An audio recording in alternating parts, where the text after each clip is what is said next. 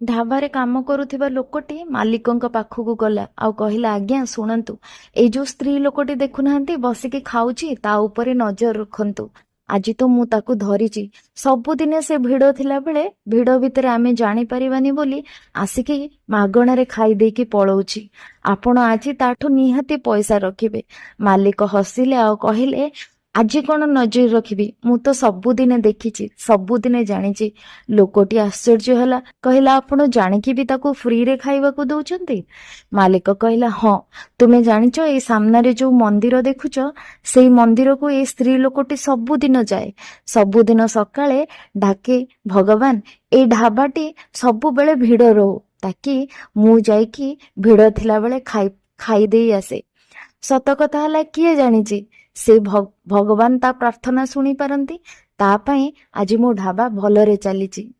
କାହାର ଭାଗ୍ୟ କେତେବେଳେ କଣ ଥାଏ କିଏ ବା କହିପାରିବ। ତେଣୁ ତୁମେ କେବେ ବି ଭୁଲରେ ବି ତାକୁ କେବେ ପଇସା ମାଗିବନି।